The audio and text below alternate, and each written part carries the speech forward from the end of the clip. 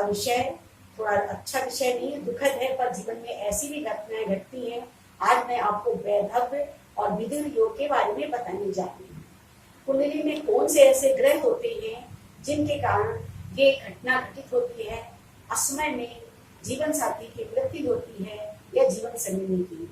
आज मैं उसके ऊपर प्रकाश डालूंगी और इसमें मुख्य भूमिका पूर्व ग्रहों की ही होती है और प्रभावित मुख्य रूप से हमारा सप्तम होता है, अष्टम होता है और द्वादश भाव। इसको मैं आपको बोर्ड के ऊपर समझाऊंगी और आप उसे देखिए ये योग कैसे घटित होता है। देखिए ये हमारा पहला घर है, ये पर्सनैलिटी कहलाती है, ये हमारा 7वां घर है जिसको हम विवाह सुख कहते हैं। अब घटना कहाँ से देखते हैं? सप्तम भाव से देखते हैं और अष्टम भाव और द्वादश का इसमें कैलकुलेशन होता है। जब सप्तम में क्रूर ग्रह हो यानी पाप ग्रहों की युति हो जाए, युति का मतलब एक से अधिक पाप ग्रह से, जैसे मान लीजिए यहाँ मंगल बैठा है, यहाँ पर मंगल पहले से बैठा है।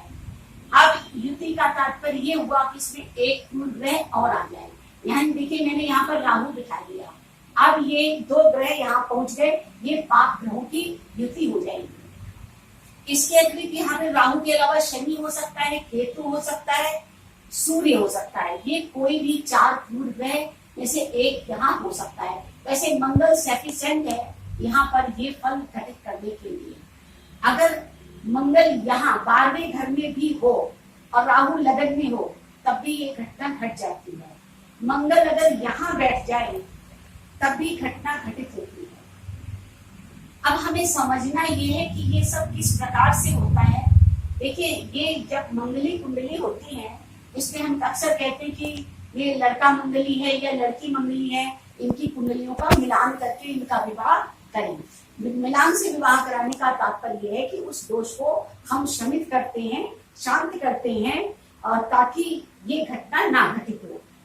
परंतु जब कभी कुंडली मिलान में कोई कमी होती है या ग्रह बहुत भारी होते हैं तो कभी कभी मिलान के बावजूद भी कोई घटना घट जाती है।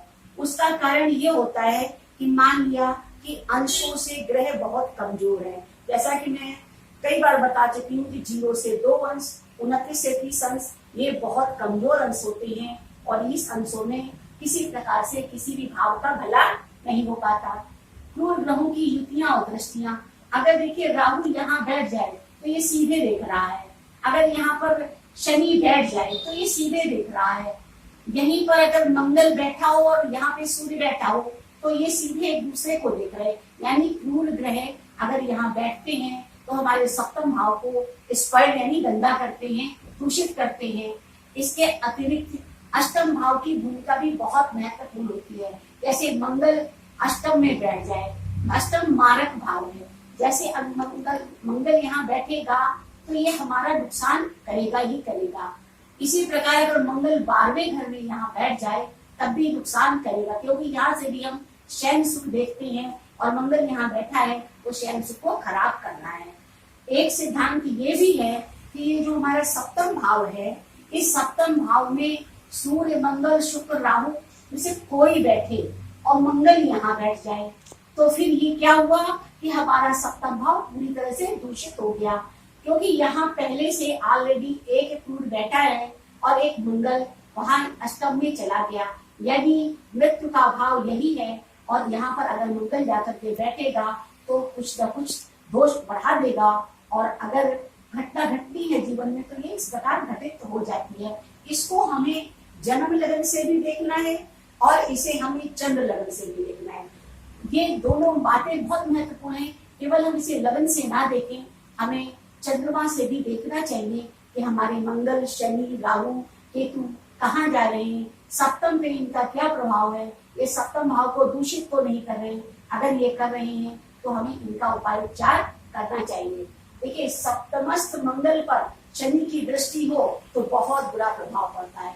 सप्तमस्थ मंगल का मतलब मैंने अभी बताया, आपका क्रम संख्या, राशि संख्या कोई हो सकता है, पर मंगल यहाँ बैठा है और शनि उसे कहीं से भी देख रहा है। अगर लगन में बैठेगा तो भी देखेगा, 10वें घर में बैठेगा तो भी देखेगा और यहाँ पर पंचम भाव में बैठेगा शनि तो यहाँ से भी देखेगा।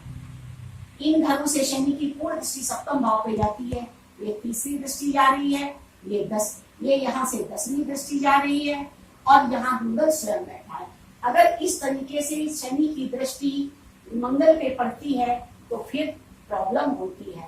या सप्तमे अस्त हो जाए पाप तीर्थ। अस्त का मतलब यही है कि वो सूर्य के साथ अस्त हो जाए, 6, 8, 12 में चला जाए, उसके अंश बहुत वीक हो, यानी प्रभावशाली न रह जाए, तब इस तरह की घटनाएं जीवन में घटती हैं। सप्तमेश व अष्टमेश अस्त हो या अष्टम में चले जाए। अष्टम का तात्पर्य इसी भाव से है, सप्तम का भी स्वामी और अष्टम का भी स्वामी। अगर अष्टम में ही दोनों बैठ जाते हैं, युति कर लेते हैं, या ये दोनों आपस में घर पर व्यतीत कर ले, तब भी ये घटना घटित हो सकती है।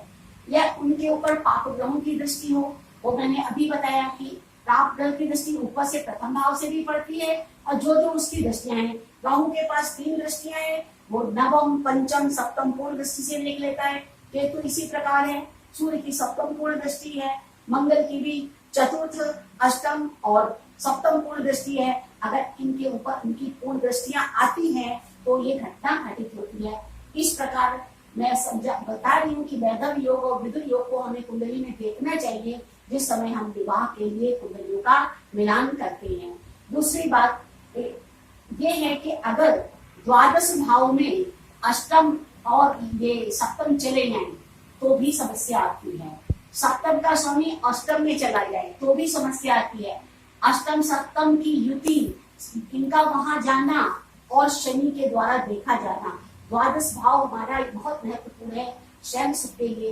यहाँ पे पूर्ण ग्रहों का होना, यहीं पे शुक्र का बैठा होना, सूर्य का होना, सूर्य के द्वारा ग्रहों का अस्त होना, अष्टम का सप्तम में जाना, सप्तम का अष्टम में जाना, द्वादश भाव में दोनों की युति, या द्वादश भाव के स्वामी यहाँ आकर के बैठ जाएं, इस प्रकार शयन सुख खराब होता है और ऐसे योग बनते हैं। अब आइए बात करें उपाय उपचार की।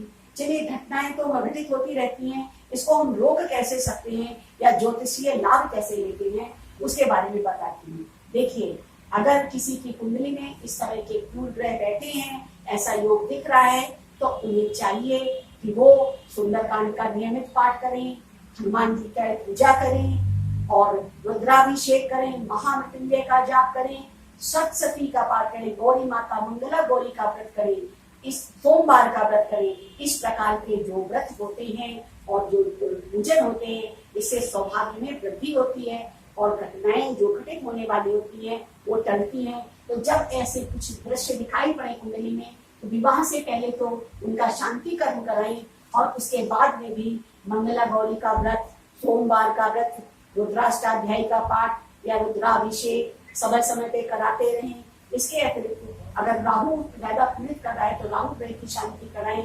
जो ग्रह उस भाव को पीड़ित कर रहा है, प्रथम तो उसकी शांति कराएं, बाद में उससे संबंधित ग्रह की पूजा नियमित करते रहें।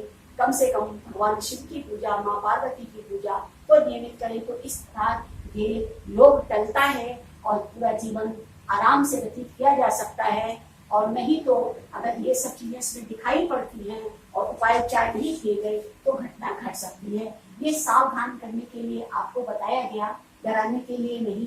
ऐसे योग होते हैं और हमारे चारों तरफ ऐसी घटनाएं घटित हो जाती हैं। हम देखते हैं बुरा हुआ, उसके बाद तलाक तो होता ही रहता है। कभी कभी ये घटनाएं घट जाती है कि दुर्घटना में, एक्सीडेंट में या किसी भी तरीके से बीमारी से या कभी नेचुरल डेथ भी हो जाती है। इस विषय पर भी बात करनी चाहिए और मैंने आज इसी विषय में बात की। मुझे विश्वास है कि आपको ये टॉपिक क्लियर हुआ होगा और आपको पसंद भी आएगा। फिर आएंगे एक नए टॉपिक के साथ। तब तक के लिए धन्यवाद, नमस्कार।